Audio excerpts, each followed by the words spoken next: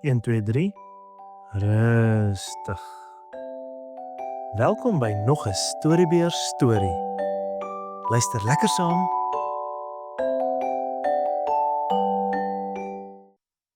Vyf broodjies en 2 visse. Eendag het Jesus besluit om saam met sy disippels na 'n stil plek te gaan om 'n bietjie te rus. Hulle het in 'n boot geklim en na 'n verlate plek naby die see van Galilea gevaar. Jesus en sy disippels was baie moeg, want hulle was so besig om baie mense te leer en siekes gesond te maak, dat hulle skaars tyd gehad het om te eet. Maar die mense het gesien waarheen Jesus gaan.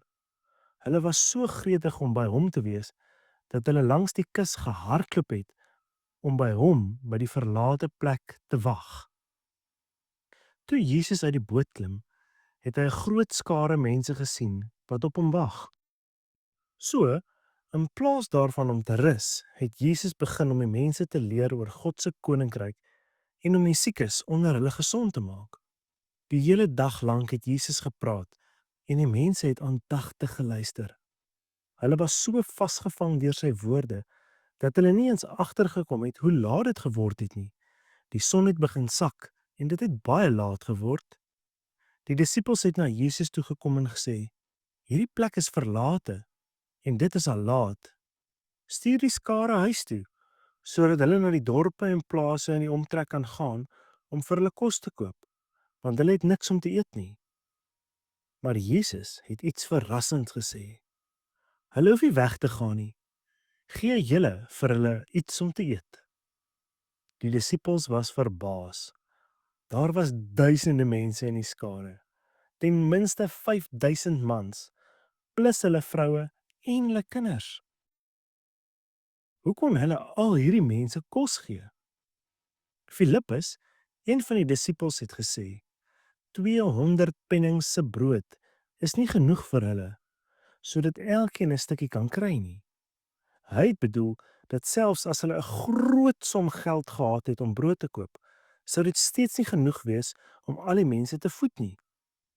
Jesus het vir sy disippels gevra: "Hoeveel brode het julle? Gaan kyk."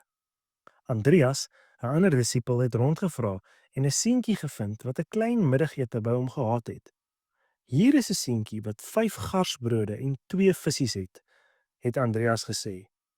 "Maar wat is dit vir so baie mense?" Die seentjie was bereid om sy kos vir Jesus te gee. Dit was al wat hy gehad het, maar hy het dit gewillig gegee. 5 klein broodjies en 2 klein visse. Dit was nie veel nie, maar dit was alles wat hy gehad het. Jesus het die seentjie se gawe aanvaar. Hy het die mense beveel om op die groen gras te gaan sit in groepe van 50 en van 100. Toe het hy die 5 broodjies en die 2 visse gevat, na die hemel opgekyk en God gedank vir die kos. Hy het die brood gebreek en dit vir sy disippels gegee om aan die mense uit te deel.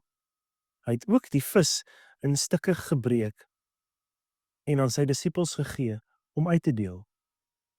En toe het 'n wonderwerk gebeur. Soos die disippels die stukkies brood en vis uitgedeel het, het dit meer en meer geword.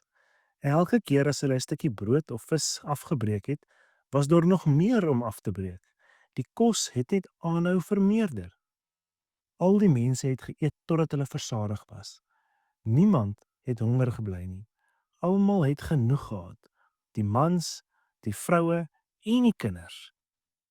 Toe almal klaar geëet het, het Jesus vir sy disippels gesê: "Maak die oorskiet bymekaar, sodat niks verlore gaan nie." Die disippels het rondgegaan en al die oorskiet opgetel. Kan jy raai hoeveel kos was oor? 12 mandjies vol stukke brood en vis. Daar was meer oor as waarmee hulle begin het. Die mense was verstom oor hierdie wonderwerk. Hulle het gesê: "Hy is waarlik die profeet wat in die wêreld sou kom." Hulle het besef dat Jesus baie spesiaal was. Hierdie wonderwerk wys vir ons baie dinge van Jesus. Dit wys dat hy omgee vir mense se fisiese behoeftes, nie net ons geestelike behoeftes nie. Dit wys dat hy die krag het om 'n klein bietjie kos te vermeerder om duisende mense te voed. En dit wys dat wanneer ons die min wat ons het vir Jesus gee, soos die seentjie gedoen het, kan hy dit gebruik om groot dinge te doen. Onthou dat Jesus omgee of jy honger is of nie. Hy kan voorsien in al jou behoeftes. En onthou ook dat al het jy dalk min om te gee, soos die seentjie met sy 5 broodjies en 2 visse, as jy dit vir Jesus gee, kan hy dit gebruik om wonderlike dinge te doen. Fluit, fluit, my storie is uit.